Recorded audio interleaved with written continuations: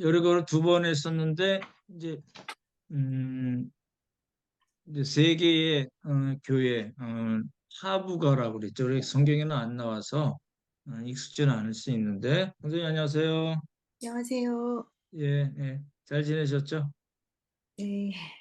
예. 그래서 이제 두 번째 이제 성경을 교회를 다시 볼 텐데요. 이게 이제 그 어떤 음, 사람들이 만들어 놓은 성당, 교회가 이제 묵상 포인트는 아니고요, 사실은. 이제 도움이 되는 그런 정도 차원에서 보는 게 좋을 것 같고, 이제 이게 이제 당시 상황을 이해하는 데 조금 도움이 된다는 거죠. 그렇지만 우리가 묵상으로 삼아야 될 포인트는 결국 하나님의 말씀이다라는 거거든요. 이제 그런 관점에서 이제 물론 이제 지금 만들어 놓은 거는 다 이제 비잔틴 시대라고 그러죠. 그 비잔틴 시대에 만들었거나 또 한참 지나서 이슬람이 또 다 없애버리거든요. 그러면 십자군 때나 또 이렇게 또 만들고 이래서 이제 지금까지 남아 있는 이제 캐톨릭이나 이렇게 그런 데서 만들어 놓은 거를 보는 거니까 그거는 저게 저런 게 있었나 보다 하고 또 그게 또 도움이 될 때가 있거든요. 이제 그런 차원에서 이제 그림이나 사진을 보는 거고 결국은 이제 말씀을 통해서 기록된 하나님의 말씀을 우리가 어떻게 생각하고 이해할 건가 또 그걸 어, 기본으로 해서 이제 묵상할 건가가 이제 중요할 걸로 보여지거든요. 근데 그런 차원에서 이제 보는 겁니다. 오늘은 이제 베드로 수익공 교회를 보려고 하거든요. 음, 갈릴리 바다의 항구가 전에 말씀드렸듯이 이제 최소 14개, 15개가 된대요. 그러니까 이제 음. 여러분 이제 기억을 해 보십시오. 이렇게 갈릴리 바다가 이렇게 있죠. 요단강이 이렇게 흘러 들어오죠. 그러면 벳세다가 여기쯤에 있겠죠. 그렇죠? 벳세다. 기억나시죠? 지금 잠깐 복습하는 겁니다. 베세다 쪽은 그 온천 지역이 있대요. 그래서 여기가 물고기가 상당히 많이 잡힌대요. 그러니까 이제 요단강 물하고 거기서 뿜어 나오는 이게 온천 같은 뜨뜻한 물이 있어서 고기가 살기 좋은 동네라고 그럽니다. 그래서 이제 베세다가 나오고 음, 이제 예수님의 제자 때 이제 우리 공부할 나오죠. 이제 이번 주일날 볼 거잖아요. 이제 어, 이렇게 그 세 사람이 벳사다가 고향이죠. 누구 누군지 기억나시나요? 음. 형제 둘, 베드로, 안드레와 베드레, 베드로와 안드레, 그리고 또 한 사람은 요한, 빌립입니다. 빌립. 그렇죠? 예. 근데 이 사람들이 여기 출신이긴 하지만 물고기 잡고 하는 거 대부분 가버나움에서 많이 한 걸로 보여지고요. 그래서 여기가 가버나움입니다. 그리고 여기 게네사레라고 있는데요. 여기 이제 벳세다 평야가 있고 이쪽에 게네사렛 평야도 있거든요. 두 개라고 말씀드렸잖아요. 평야가요. 여기 하나, 벳세다 평야, 그다음에 게네사렛 평야 두 가지 있는데 요 벳세다 가브나움하고 요 게네사렛 여기에 있는 게 이제 우리가 보는 세 개의 교회가 있는 거예요. 그리고 요거 기억해 두시고 여기가 이제 그래서 하부가. 하부각 예 하부각입니다. 이걸 기억을 좀 해두시면 좋을 것 같아요. 이 세 개의 교회 중에 이제 두 개가 요 타부가라는 데 있는 거거든요. 그리고 좀 내려가서 이제 막달라 우리가 막달라 마리아 봤었고 그다음에 밑에 쪽에 이제 갈릴리의 수도죠. 찌풀이라는 데가 원래 원래 수도였다고 말씀 한번 드렸고, 그죠? 그리고 여기 이제 음, 디베랴, 티베리우스 황제 두 시베리아. 번째 로마의 로마의 두 번째 황제 티베리우스 황제를 기념해서 여기가 만든 거죠. 그렇죠? 디베랴라고 합니다. 그렇죠. 그래서 요 갈릴리 호수를 디베랴 호수, 디베랴 바다라고 합니다. 그렇죠? 그러니까 저 여기서 보실 거는 이제 타부가를 보시는 거예요. 우리가 오늘 보는 교회가 나오는 데가 타부가니까 그렇게 보시면 좋을 것 같아요. 그래서 여기서 이제 말씀드렸던 대로 베세다가 있고 가버나움이 있고 게네사라가 있잖아요. 그 가버나움과 게네사라에 있는 중간쯤에 있는 지역이 하부가입니다. 기억을 해두시면 좋을 것 같고요. 그리고 이제 막달라가 있고 티베리아스인데 티베리아라고만 돼 있네요. 티베리아스가 있는 거죠. 그렇죠? 그리고 거라사는 요거는 다 이제 갈릴리 서쪽에 있지만 동쪽에 있는 게 거라사죠. 이게 군대 귀신 나오는 거 기억나시죠? 그 동네입니다. 코르시라고 돼 있거든요. 나중에 나올 텐데 나중에 한번 걸어서도 한번 볼 겁니다. 그러면 전에 말씀드렸던 대로 우리가 지금 많이 본 거예요. 베세다 보고 가버나움 보고 뭐 베드로 집 정보 집인지 베드로 집인지 그 있고 거기에 그 회당이 있고 뭐 이런 그런 거 전원 거 회당도 있고 그 위에 교회도 짓고 뭐 이런 거 있었잖아요. 그 게네사렛, 그다음에 막달라 받고, 나중에 이제 디베랴, 티베리우스를 보면 이제 거의 다 본 거예요, 이게 갈릴리를. 이제 그렇게 보시면 좋을 것 같고요. 조금 빨리 할게요. 이제 베스다가 이쪽에 있을 거고, 그다음에 가버나움, 그다음에 여기 팔복교회 지난번에 우리가 한번 봤던 거 있고, 요 지역이 이제 타부가라는 거죠, 그렇죠? 기억을 하시면 좋을 것 같아요. 그래서 타부가 있고 기노사르라고 되어 있는데 게네사렛이랑 같은 겁니다. 게네사렛 또는 기노사르라고 얘기하고 그다음에 미들이라고 되어 여기 되는데 여기가 막달라입니다. 그리고 티베리아스가 있죠. 그러면 이쪽 이제 서쪽에 있는 거는 오늘 공부하시면 거의 다 이제 보는 격이 되거든요.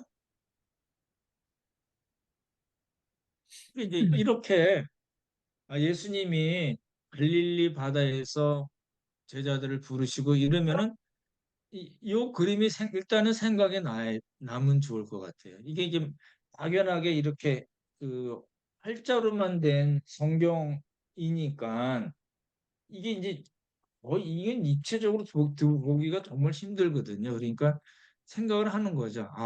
그렇게 그런 지도에서 우리가 봤던 거긴가 보다. 그러면 좀 그 안에 우리가 사진이나 그림 같은 거 통해서 그런 것들이 있는 그런 그 동네에서 예수님께서 사역을 하셨구나 이렇게 조금 가능한 한 입체적으로 좀 보면 성경을 보면 좋겠다는 거거든요. 예. 이제 그 이번 주일에 예수님이 이제 다섯 제자를 부르시는 첫 번째 다섯 제자를 부르시는 장면이 나오는데 그, 그 요한복음 1장을 잘 읽어보시면은 우리가 메시아를 만났다. 뭐 무슨 나사렛에서 선한 게 뭐 나와. 뭐 나다나엘이 그러잖아요. 그런 나중에 또 이스라엘 임금이라고 또 고백하고 뭐이 날 따라오라 그랬더니 빌립을 따라왔더니 빌립이 예수님 따라갔고 빌립이 나다나엘한테 이야기할 때 우리가 모세가 율법에 기록하고 여러 선지자들이 기록한 그 일을 우리가 만났다 하는 그거는 우리가 이- 요한복음 1장을 보면 알 수가 있는 내용들이잖아요. 근데 그 안에 이제 그 역사나 지리 역사적인 배경을 알면요. 왜 그렇게 자꾸만 비슷하게 반복되는 말을 했을까가 이제 생각이 될 수 있고요. 이 동네 살던 사람들이잖아요. 지금 이제 여기 베세데 살고 있던 제드로, 안드레, 빌리 그 사람이죠. 그다음에 나다나엘은 가나 사람이잖아요. 이게 이제 갈릴리 사람이죠. 그렇죠?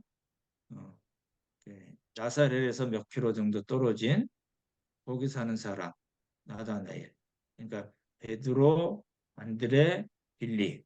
그다음에 나다나엘. 또 하나 누구 있죠?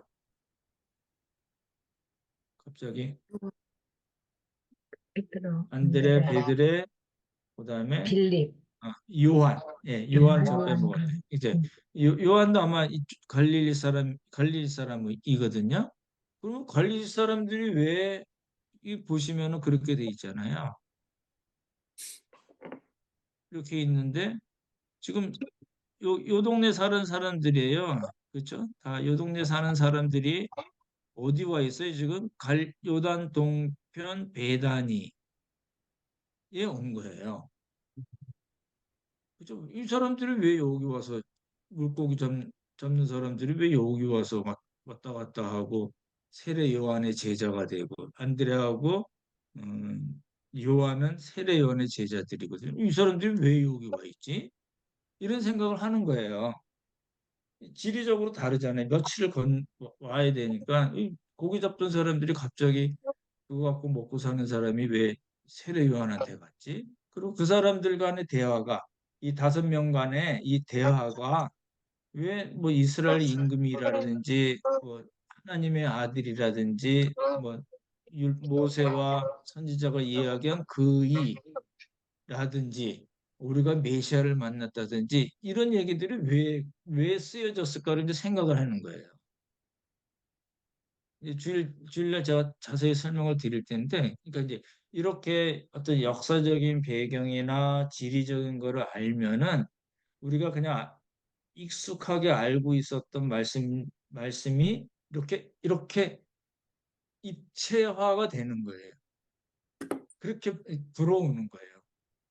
그러면 이제 그 성경 본문이 이렇게 살아서 움직이겠죠. 이제 그걸 이제 보자는 거거든요. 그래서 이제 이런 것도 이제 그런 차원에서 이제 보는 걸로 보시면 좋을 것 같고요.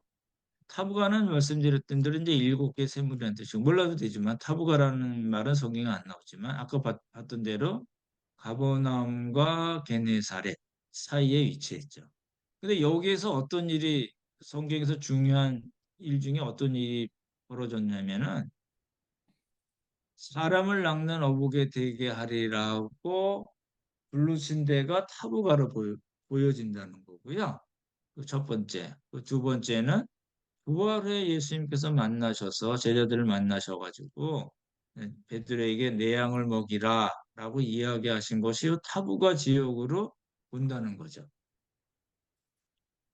제가 봤던 영화는요, 이 내 양을 먹이라는 거는 전혀 갈릴리 바다랑 관계없는 어떤 이렇게 그 육지에서 예수님이 베드로에게 따로 이렇게 가시면서 제가 본 영화는 그런 영화였거든요. 내 양을 먹이라 뭐 내 양을 먹이라 3번 말씀한 장면이 나오거든요. 근데 그 영화는 사실은 지금 우리가 생각하는 걸로 보면은 지리적인 위치가 전혀 틀린 거죠. 그러니까 만약에 예수 영화라든지 이런 걸 보실 때 한번 그걸 생각을 해보시면 좋을 것 같아요. 그러니까 사람을 낚는 어부가 되게 하겠다든지 제자를 부르시는 네 제자를 부르실 때거든요. 요단강 동편 베다니에서는 5 제자를 부르셨고 그게 첫 번째고 두 번째 제자를 부르신 거는 네 제자를 부르셨어요. 그거는 갈릴리에서 부르신 거예요. 그리고 12 제자를 이제 확정을 지시죠. 요거 있으신가요? 요거 보시면요. 이게 있으시면 훨씬 좋은데.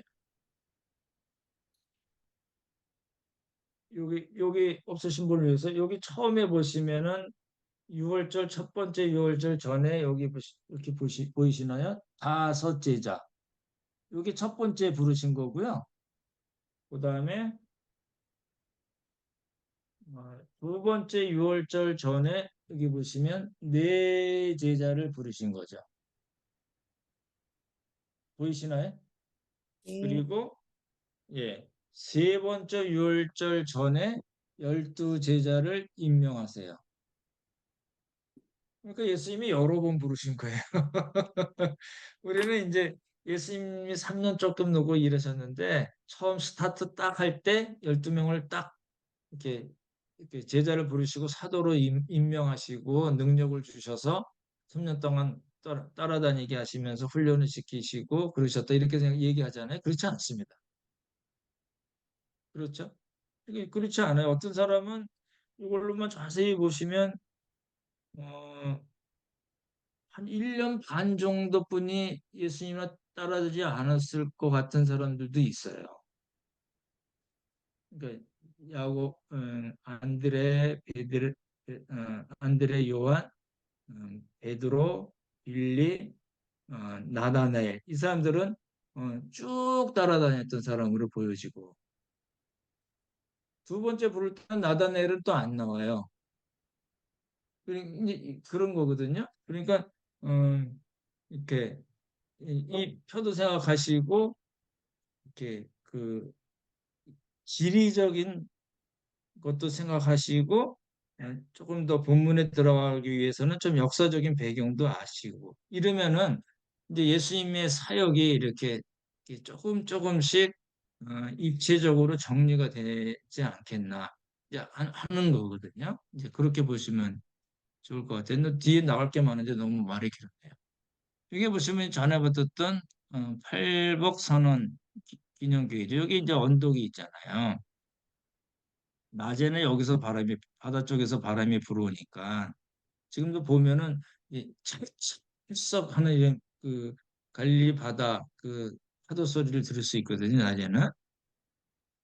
그러면 여기서 이제 바람이 부니까 예수님 여기서 말씀하시면은 사람들이 많아도 이게 확성기처럼 쭉 가서 듣는데 지장이 없었다라는 거거든요.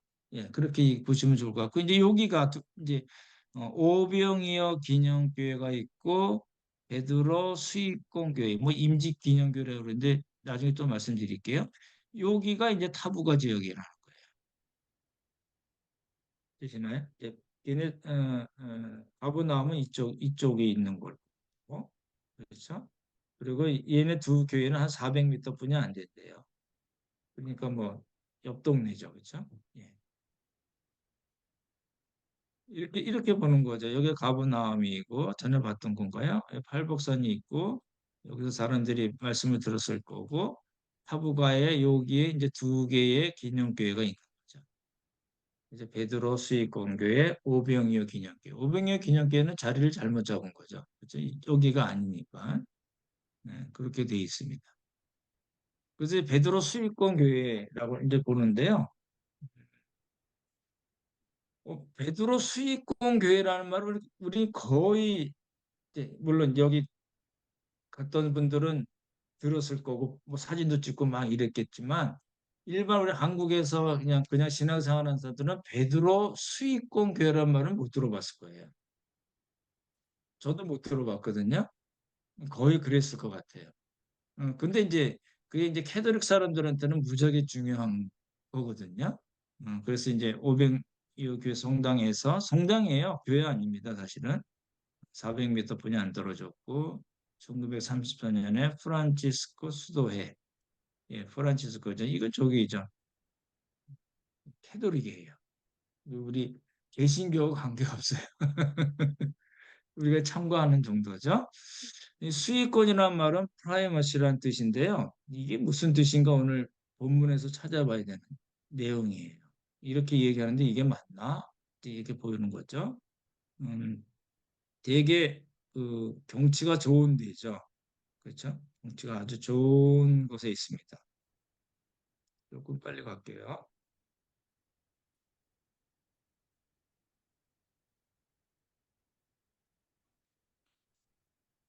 이게 이제 갈릴리 바닷물이 좀 빠진 거래요. 그러니까 이제 이 처음에 지었을 때는 물이 이만큼 들어왔겠죠. 그냥 바로 내리자마자 이렇게 들어갈 수 있는. 근데 이제 이만큼 빠졌다는 얘기고요. 이제 이렇게 위에서도 본 거고. 음. 근데 이상하죠. 이게 뭐가 큰 게 돌이 있어요. 이 성당 안에도 돌이 있어요. 그리고 이제 뭐라고 써놨냐면 홀리 그라운드라고 돼 있어요. 뭔 얘기냐면요. 여기 보시면 This is a holy ground라고 그러잖아요. 계단 같은 이게 바위 안에랑 연결된 바위예요. 그런데 이게 이제 그 천주교에서 이렇게 얘기하는 거예요. 예수님이 여기서 제자들이 이렇게 하는 거 그거 보시고 부르시고 여기서 같이 예, 이렇게 물고기 잡은 걸로 같이 식사하신 그런 자리다. 그래서 이거 홀리 그라운드라고 얘기해요. 거룩한 땅이라고 얘기하죠. 이게 캐톨릭식이에요. 그리스 정교회나 캐톨릭식의 그런 방식이에요. 이렇게 만들어 놓으면 이거는 뭐 그냥 바위가 아니고 예수님께서 쓰셨던 그 제자들하고 베드로하고 이야기하셨던 그 바위 이렇게 되는 거예요. 그러니까 이제 그림이나 어떤 성상이나 뭐 이런 이 건축물 이런 것들로 사람들을 가르치려는 그런 의도가 있는 거예요. 그러니까 신학의 차이예요. 교회는 그런 거 없습니다. 그렇죠? 교회는 십자가도 잘 안 걸잖아요. 우리 요즘도 그런 교회들이 있는데 이렇게 총 같은 거 십자가에다가 이렇게 총 같은 거 이렇게 해놓는 거 있죠? 이거 무슨 십자가라고 그러죠? 이게 총 같은 거 이렇게 걸어 놓잖아요. 이렇게. 한동안 유행했습니다. 요즘은 잘 모르겠는데. 이거 M 십자가예요. 이거는 그 우리 개신교적인 그런 발상이 전혀 아닙니다. 이런 걸 좀 하고 싶어 하죠. 사람들이 뭔가 눈에 보이고 이렇게 너무 그것 때문에 감격스러워하고 그냥 거기다가 키스도 하고 싶고 뭐 이런 거. 그래서 그걸 통해서 우리의 신앙이 이렇게 막 올라가게 할 것 같은 그런 것들을 많이 만들어 놓은 거예요. 그건 좋은 방법 아닙니다. 굉장히 조심스러운 것들이거든요. 그래서 교황이 요 홀리 그라운드라는 데 찾아갔다는 거죠. 이건 그 개신교와 관계 없는 거예요. 그래서 교황 이제에서 홀리 그라운드 뭐 이렇게 해놓은 거죠. 이 안에 들어가면 또 말씀드린 대로 이렇게 돌이 있어요. 이게 뒤에 연결된 거죠. 아까 거랑. 거기다가 성당을 지은 거예요. 굉장히 드라마틱하잖아요. 그리고 그다음 뭐라고 썼냐면 멘사 크리스테라고 써놨어요. 그리스도의 식탁 이런 뜻입니다. 여기서 제자들이랑 같이 식사를 하셨다. 그런 거죠. 그럴까요? 안 그럴까요? 그럴 수도 있지만 안 그럴 수도 있거든요. 그렇죠? 안 그럴 확률이 그걸 어떻게 예수님이 제자들이랑 식사하신 아이를 어떻게 써놨을까요? 누가? 근데 이런 차원에서 자꾸 이제 신앙을 접근하는 거죠. 그래서 이제 그림도 이렇게 그려놓는 분들도 있고 멘사 크리스티 요겁니다. 예수님께서 부활하신 후에 제자들하고 같이 식사를 하신 거. 그래서 그리스도의 식탁 이런 뜻입니다. 이렇게 이제 해놓는 거죠. 그리고 이제 이거 아시잖아요. 내 양을 먹이라, 내 양을 먹이라, 내 양으로 네가 나를 사랑하느냐 하는 그거를 이제 이렇게 만들어 놓고요. 이제 문제가 뭐냐면은 이제 요 수익권 교회라고 하는데 수익권이란 말이 이제 문제가 되는 거예요. 이제 베드로를 로마 교회의 첫 번째 주교로 보고 교회의 최고 목자 그리스도의 지상 대리자라고 합니다. 이제 그 캐톨릭에서 하는 얘기가 잘 보십시오. 교회의 교리와 신앙을 해석하고 결정하는 권한이 있다고 그런 거예요. 이 교리를 결정을 해요. 신앙.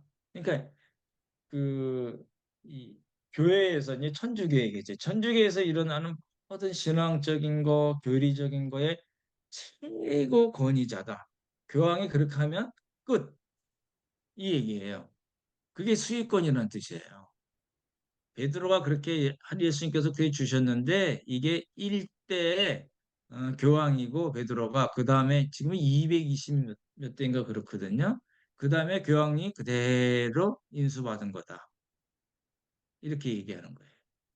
그래서 이제 제가 오늘도 차에서 오면서 유튜브 봤는데 그 무슨 성지가 좋다 이래가지고 뭐 이렇게 예루살렘에 살면서 왔다 갔다 하시면서 영상 찍어서 이렇게 하시는 분들이 있잖아요.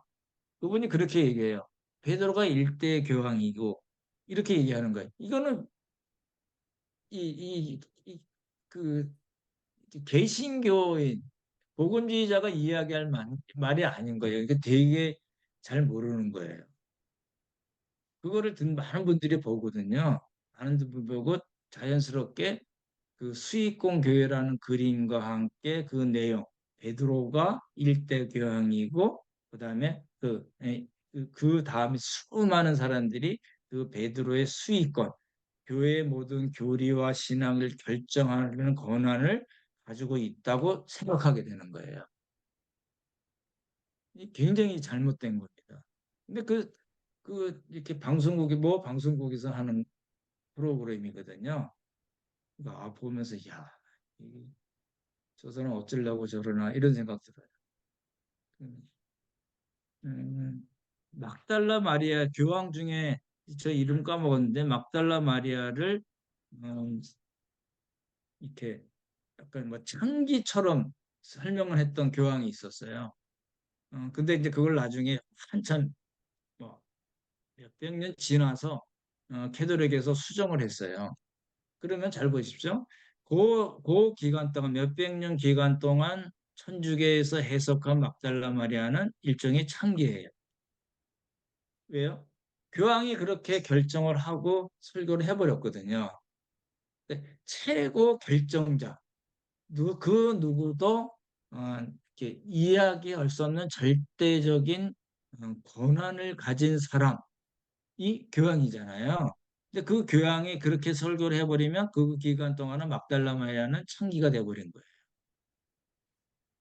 그러니까 나중에 이제 다른 교황이 그 잘못했습니다라고 수정을 했어요. 그러니까 이런 일들이 너무 이게 이상한 거죠, 사실은. 그렇죠? 그래서 그 수익권이라는 말 자체는 굉장히 잘못된 말이에요. 개신교하고는 전혀 안 맞는 그런 교리적인 얘기고요. 교황청 영감에 보면 교황을 뭐라고 얘기하냐면 베드로의 베드로의 그 절대적인 권한을 베드로도 절대적인 권한 가진 거 아니거든요. 그거를 이제 이렇게 이어받은 사람, 그래서 로마의 주교, 사도들의 계승자, 서방의 총대주교, 로마의 총대주교, 예수 그리스도의 대리자, 서방교회 최고 성직자, 이탈리아 수석 주교, 바티칸 제군주로서 교황을 정의를 했어요. 교황청 영감에. 이거는 이게 이제 성경적이지 않습니다. 그렇죠? 이제 그걸 이제 우리가 봐야 되는 거잖아요. 이제 베드로는요, 잘 보시면요, 아까도 말씀드렸지만 요단강 동 건너편 베다니에서 첫 번째 콜링을 받았어요. 안드레가 우리가 메시아를 만났다 그래서 베드로를 예수님에게 데려가잖아요. 그때 콜링이 첫 번째 있었고 두 번째 콜링은 말씀드린 대 갈릴리에서 이제 예수님이 네 제자를 부르실 때 나를 떠나소서 그리고 나중에 예수님이 부르시니까 모든 것을 버려두고 예수님을 쫓은 그게 두 번째 콜링이에요. 그리고 세 번째 아까 말씀드렸던 사도로 칭하심을 열두 사도랑 함께 사도로 칭하심을 받은 거예요. 베드로는 사도지, 그렇죠? 교황의 개념이 아니라는 거예요. 그렇게 생각하시면 큰일 나죠. 그리고 나중에 이제 신앙 고백하죠. 하나님의 그리스도, 주는 그 그리스도시요 살아계신 하나님의 아들이십니다라고 얘기하고 누가복음에는 하나님의 그리스도라고 얘기하는 그 표현이 다르게 나와 있고 그리고 이제 예수님이 어, 신앙 고백을 들으시고 이제 바요나 시모나 이기를 알게 하니는 육신이 아니고 하나님께서 해주신 거다고 얘기하고 예수님의 첫 번째 순환 부활을 예고하세요. 그렇죠? 첫 번째 순환 부활을 예고하니까 예수님의 바지 끄댕기고 이게 소매점이 끄댕기고 막 해가지고 막 아주 우격다짐하듯이 실제로 그렇게 했어요. 베드로가. 절대 그럴 수 없다. 왜 그럴까요? 메시아에 대한 문제가 있었던 거예요. 주는 바로 그 그리스도, 그 메시아라고 고백은 했지만 실제적으로는 문제가 있었던 거거든요. 예, 그래서 이제 음, 교정하기 위해서 변화산 사건이 일어나는 거예요. 연결이 되는 거거든요. 그리고 나중에 이제 예수님을 부인하죠. 닭이 울었을 때 예수님께서 미리 말씀하셨잖아요. 그 세 번 부인하고 닭이 울고 그때 예수님께서 돌이켜 보세요. 대제사장 집에서 가야바 집에서 베드로랑 눈이 마주쳤어요. 내가 그랬지. 예수님이 속으로 그러실지는 모르겠지만 그거 이제 그러고 나서 예수님은 눈이 딱 마주고 나서 나 밖에 나가서 심히 통곡했던 베드로예요. 그런 장면이 나오고 예수님의 어, 막달라 마리아가 첫 번째로 본 거잖아요. 예수님의 부활을. 그리고 그 이야기를 듣고 요한과 함께 뛰어가고 요한은 안 가, 들어가지는 않고 베드로가 예수님 무덤으로 들어가는 거죠. 이게 이제 베드로 스토리거든요. 잘 보십시오. 그러고 나서 이제 이렇게 세 번째 예수님께서 제자들에게 나타난 일이 있거든요. 이게 이제 한번 우리 강 선생님 한번 읽어주실래요? 조금 빨리 이제 진행할게요. 그 후에 예수께서 디베랴 호수에서 또 제자들에게 자기를 나타내셨으니 나타내신 일은 이러하니라. 시몬 베드로와 디두모라 하는 도마와 갈릴리 가나 사람 나다나엘과 세베대의 아들들과 또 다른 제자 둘이 함께 있더니 몇 명이죠? 빨리 계산해 보십시오. 7명. 그렇죠. 7명이죠. 베드로, 도마, 나다나엘, 세베대 아들 야고보와 요한이거든요. 야고보, 요한. 그리고 다른 제자 둘. 어, 누가 포함이 되어 있을까요? 안드레? 요한복음을 쓴 사람이 누구죠? 요한, 요한이라고. 사도 요한이죠. 요한은 자기를 안 밝혀요. 그래서 그 세례 요한의 두 제자 중에 한 사람이 안드레는 이름을 밝혔고 딴 사람은 이름을 밝히지 않은 게 요한이에요. 요한. 그렇죠? 예. 그래서 아마도 요한이 있지 않았을까. 그리고 또 다른 제자가 한 사람이 있었을 거다인데 보십시오. 어디에서요? 디베랴 바다라고 했죠. 그 티베리우스 황제를 기념해서 이름 붙였죠. 그렇죠? 이렇게 그래서 이렇게 쓴 거고요. 또 나타나셨어요. 그러니까 그 전에도 나타나신 적이 있구나. 우리가 알 수가 있고요. 예, 계속 읽어주실래요? 시몬 베드로가 나는 물고기 잡으러 가노라 하니 그들이 우리도 함께 가겠다 하고 나가서 배에 올랐으나 그날 밤에 아무것도 잡지 못하였더니 누가 바람을 잡았어요? 베드로. 예, 베드로가 바람을 잡은 거예요. 근데 잘 생각해 보시면요. 음, 베드로는 부활하신 예수님을 개인적으로 만난 적도 있고요. 성경에 나오거든요. 개인적으로 만난 적도 있고, 제자들과 함께 있을 때 예수님께서 도마가 없을 때, 짠! 나타나셨을 때 또 봤어요. 그죠? 그리고 도마가 있을 때도 예수님을 봤을 거고요. 근데 부활하신 예수님을 만났음에도 불구하고, 이건 이제 안 된가 보죠? 우리 그냥 원래대로 돌아가서 물고기나 잡읍시다. 이게 바람을 넣은 거예요. 그래서 그들이 우리도 함께 가겠다고. 그렇죠? 예. 그래서 그날 밤에 아무것도 접촉 못했다. 낮에는 고기가 잘 안 잡힌다고 그럽니다. 그래서 밤이나 새벽에 주로 일을 많이 했다고 그래서 그 얘기가 나오고요. 예, 계속 한번 읽어주실래요? 날이 새어갈 때에 예수께서 바닷가에 서셨으나 제자들이 예수인 줄 알지 못하는지라 예수께서 이르시되 얘들아 너희에게 고기가 있느냐 대답하되 없나이다. 예. 예수께서 바닷가에 서셨으나 어딜까요? 아까 보여드린 그림으로 생각하자면 홀리랜드라고 하는 그 바위, 멘사 크리스티라고 했던 거기쯤 아닐까? 이제 생각을 하는 거예요. 고기라는 얘기를 말하기는 우리가 특정적으로 얘기할 수 없지만 그거 말씀드렸던 대로 그 교회가 이게 갈릴리 이게 물이 빠지면서 처음에는 이렇게 돼 있던 게 물이 빠지면서 이렇게 공간이 생겼다고 말씀드렸잖아요. 그래서 아마 그러지 않았나.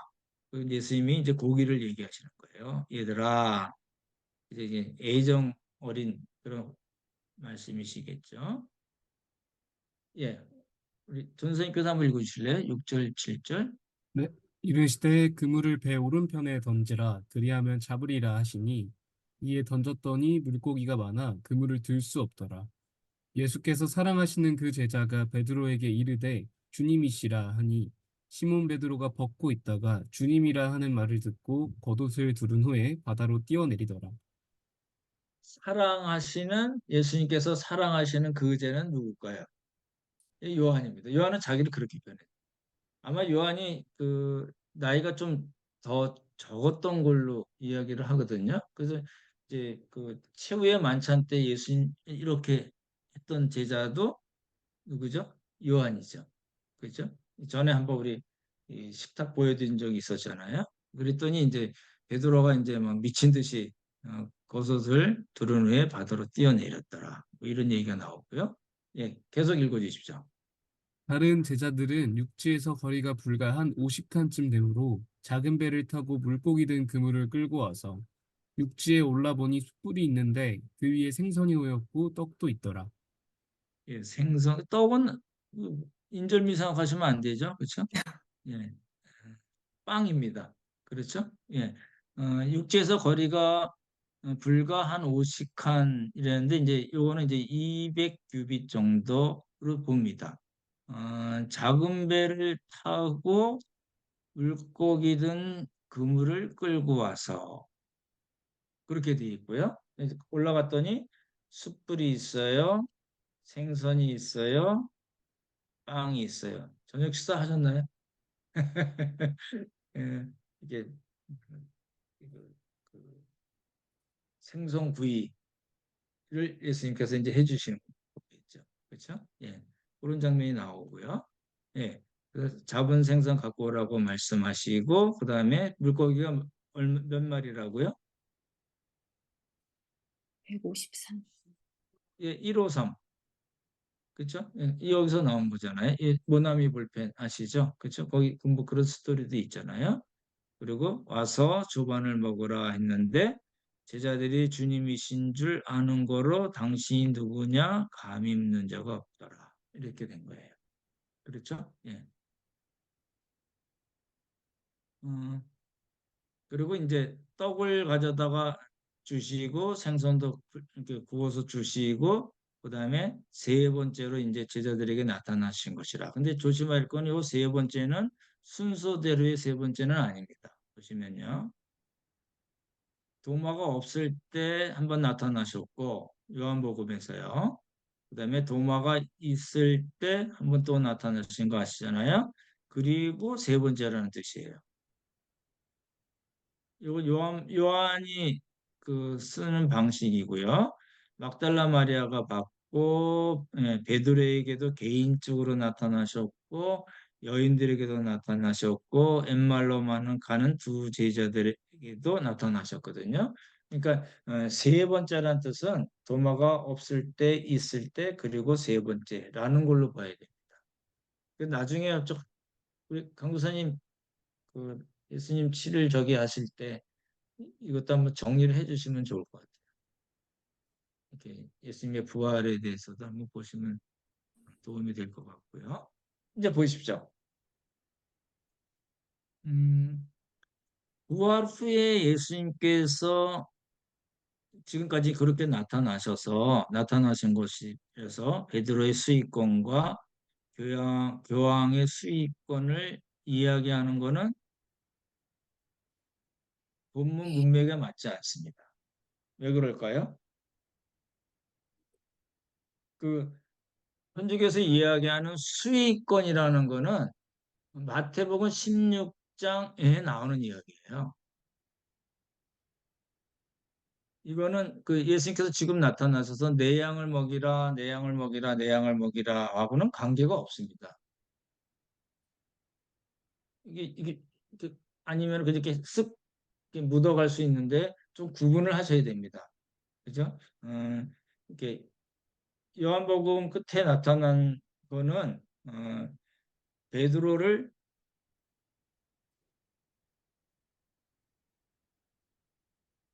회복시키신 거지. 전적에서 이야기하는 그 베드로의 수익권이나 교황의 수익권을 이야기하는 것이 아닙니다. 그래서 우리가 아까 봤잖아요. 첫 번째 다섯 제자 뽑을 그 부르실 때, 네 제자 부르실 때, 12제자 부르실 때, 그리고 예수님과 함께 지내면서 나중에 예수님을 부인하고 또 예수님을 보는 장면까지 베드로의 이렇게 그 스토리를 우리가 대충 알잖아요. 어, 그래서 그 전에 예수님께서 반석, 그다음 신앙 고백하고 그 위에 내 교회를 세우겠다, 내 교회, 예수님의 교회를 세우겠다 이렇게 하신 장면이 나오니까 혹시 붙이려면 그쪽에다 갖다 붙여야지 지금 부활하신 예수님이 나타나신 장면에다가 수익권을 이야기하고 거기다가 교회를 세워놓고 베드로 수익권 교회 이렇게 붙여놓는 건 말이 안 되는 겁니다, 사실. 그렇죠? 예. 그런데 이제 제가 유튜브를 몇 개나 되나 한번 세봤더니 거의 한 20개 정도 되는데요. 20개 유튜브가 다 그냥 그 겉의 모습만 이야기하고 본문을 중심으로 해서 이야기되는 건 하나도 없어요.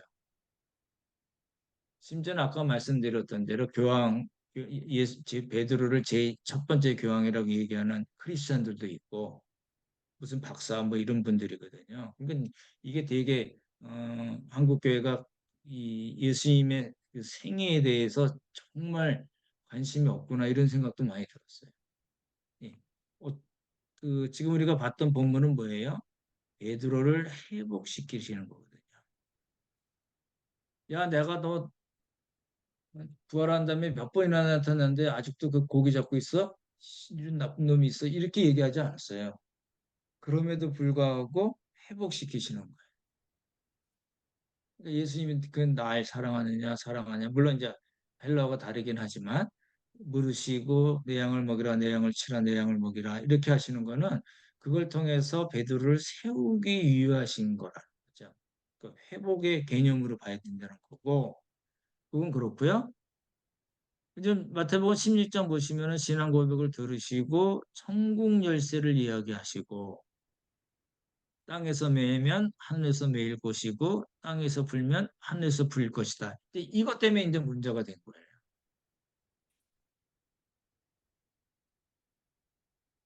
여기 보시면요. 매고 풀다라는 거를 우리가 좀 생각을 해봐야 되는데 이, 이, 이, 어,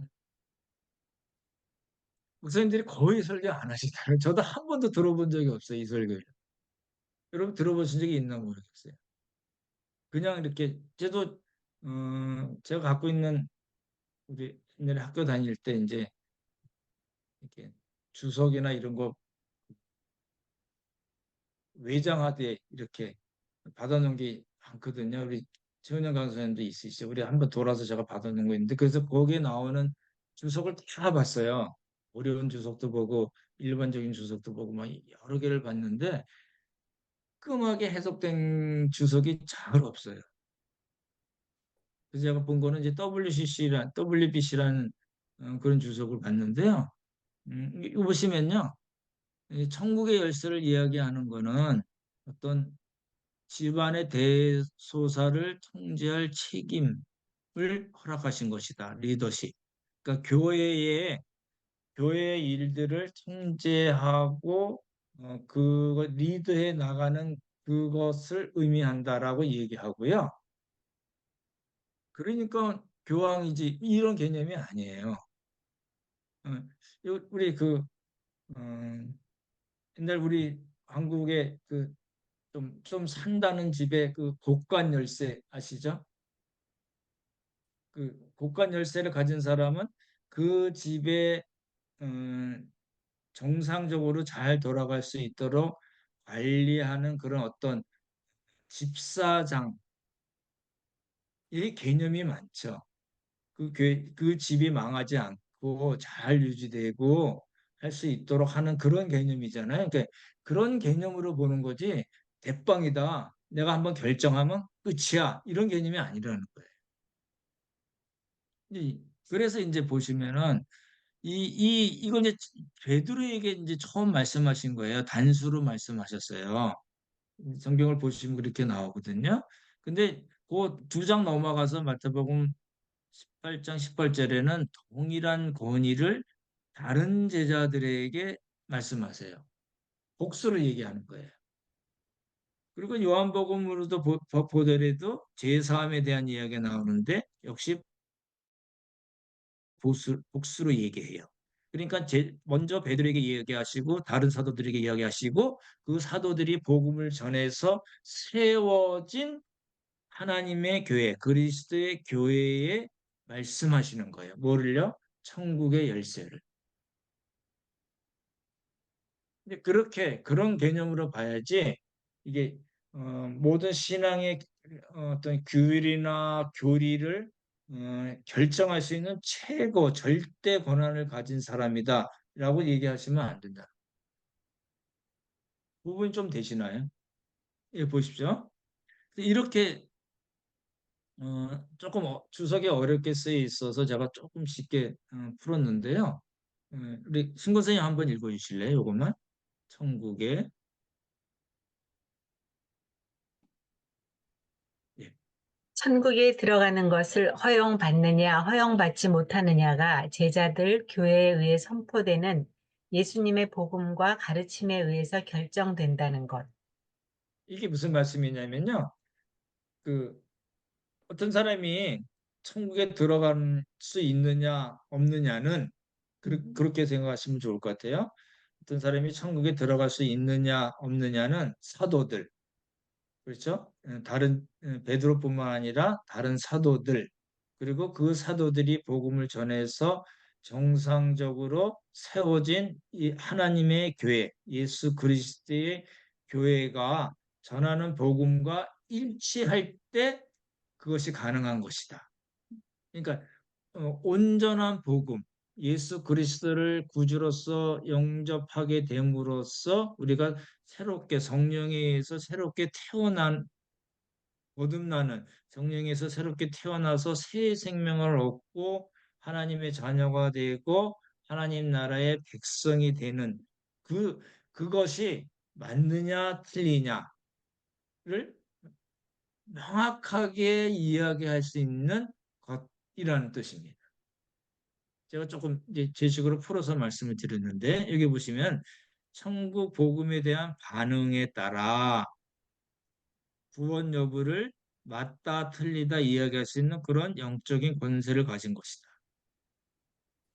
그러니까 어떤 절대적으로 이 사람에 의해서 제가 사함을 받거나 사함을 받지 못하거나 또는 이 사람이 말하는 어떤 것 그런 신앙적인 교리나 규율이 절대적인 것이라는 의미에서의 천국의 열쇠가 아니라는 겁니다. 수익권이 아니라는 겁니다.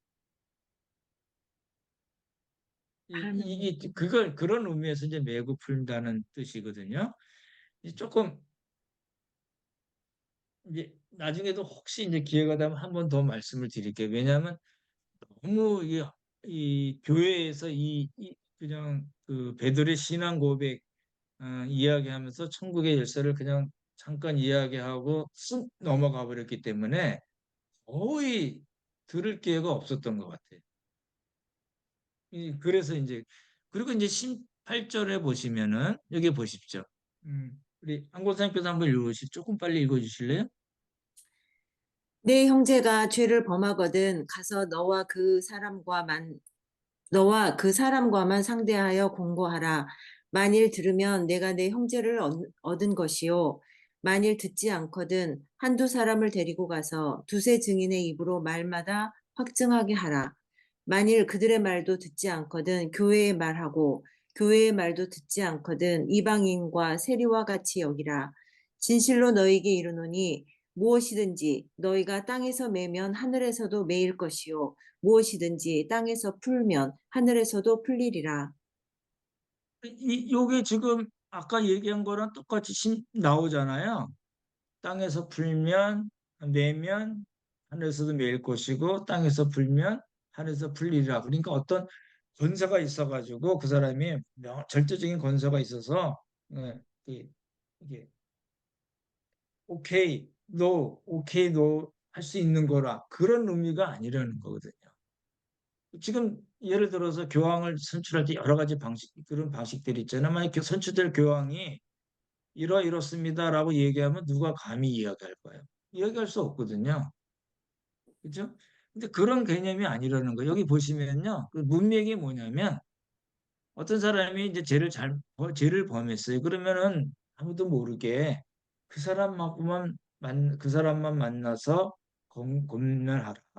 이제 형제님, 자매님, 하나님 말씀에 의하면 우리가 이래야 됩니다라고 얘기하는 거예요. 근데도 안 들어요. 그러면 한두 사람 더 데려가서 또 권면을 하는 거예요. 근데 또 안 들어요. 그러면 그때 이제 교회에 얘기하는 그러면 교회가 교회 차원에서 이제 권면을 하는 건데 그래도 안 들어요. 그러면 이방인과 세리같이 여기다 그러니까 버리라는 뜻인가? 그렇지 않아요. 최후까지 어떤 기회를 주라는 의미에서 얘기하신 것이고 그 이야기를 하면서 지금 아까 베드로에게 말씀하셨던 그 말씀을 하시는 거거든요.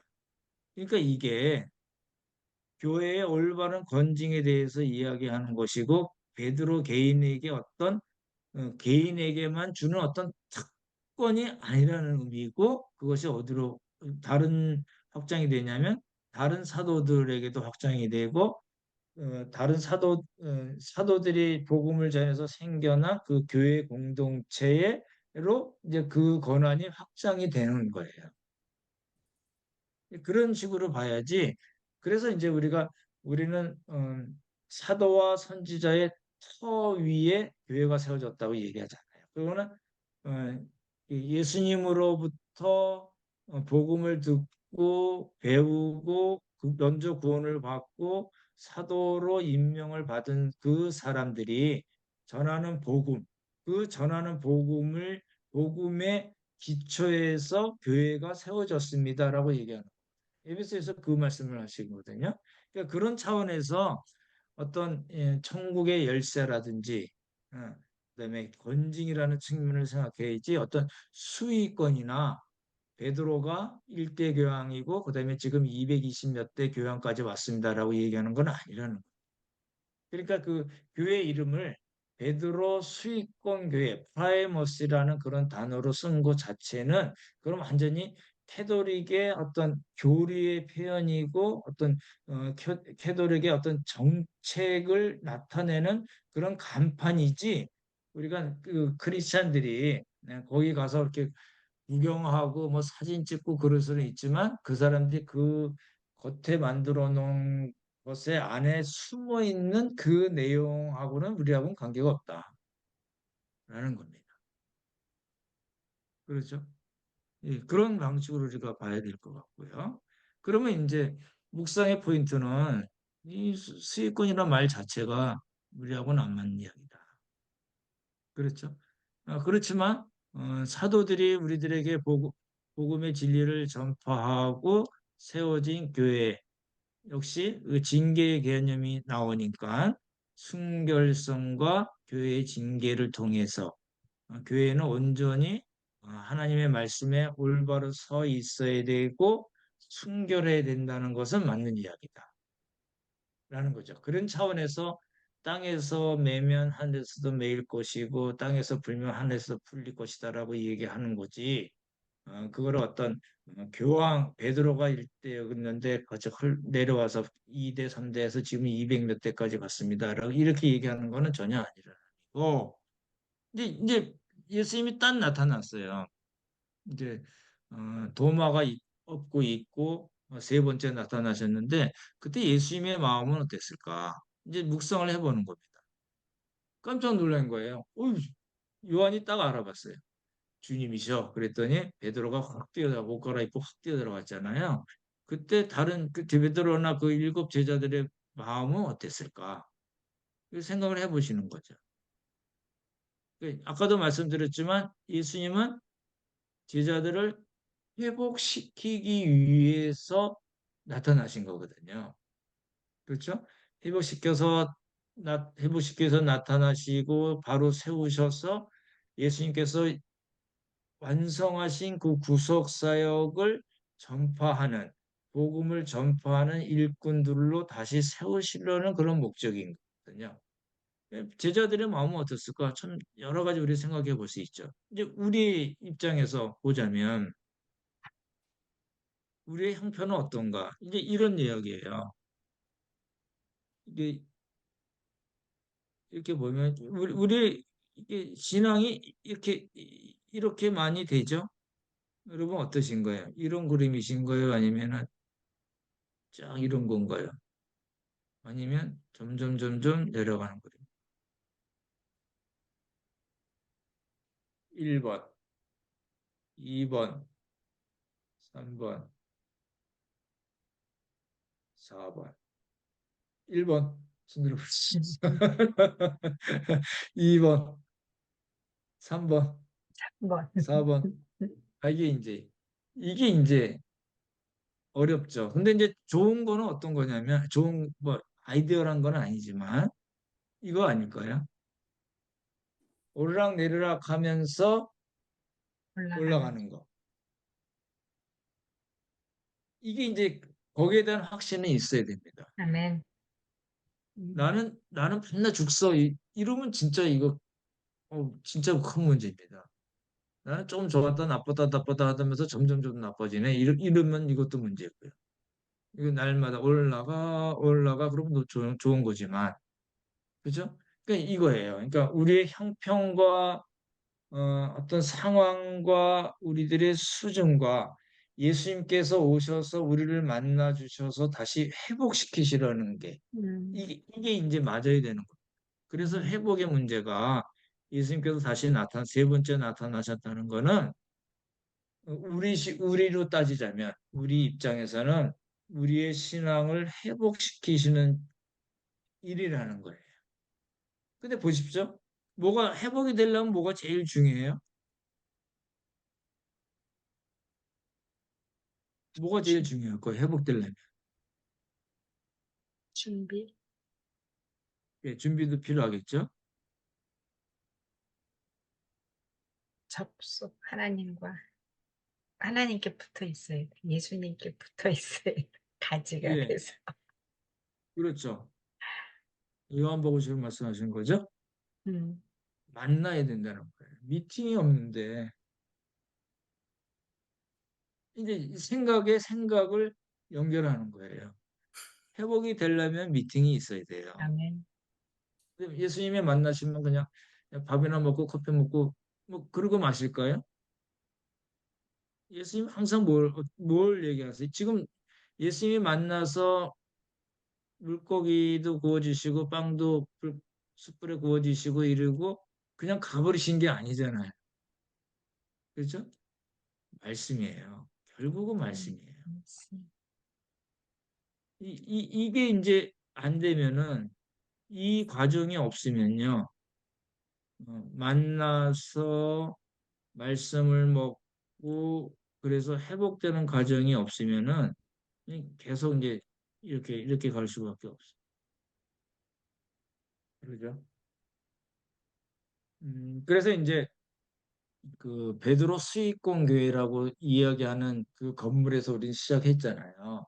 타부가라는 지역에 있는 베드로 수익권 교회라는 데서 뭐 홀리랜드도 있고 뭐 멘사 크리스티 그리스도의 식탁 이런 데서 시작됐지만 이거는 묵상의 포인트는 아니라는 거고 참고 정도고 말씀으로 들어갔더니 예수님께서 만나셔서 제자들을 다시 회복시켜 주셨구나.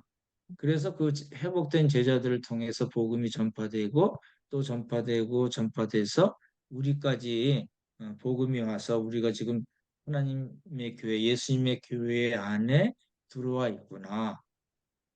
라는 걸 생각하는 거고, 그럼 우리 약하기 때문에 어떤 때 쓰러지고 어떤 때는 좀 좋아졌다가 쓰러졌다가 뭐 이를 오르락내리락 하는 롤러코스터를 타는 그런 입장이 있지만 결국은 우리가 예수 그리스도를 딱 만나고 아까 권사님 말씀하셨던 대로 예수님께 딱 붙어 있고 그 일을 통해서 주시는 말씀을 통해서 우리가 더 힘을 얻고 우리의 삶의 의미를 잘 찾고 어떻게 살아야 되는가 방법적인 거 또 어떤 방향으로 나가야 될 건가를 우리가 매일매일 배워 나간다.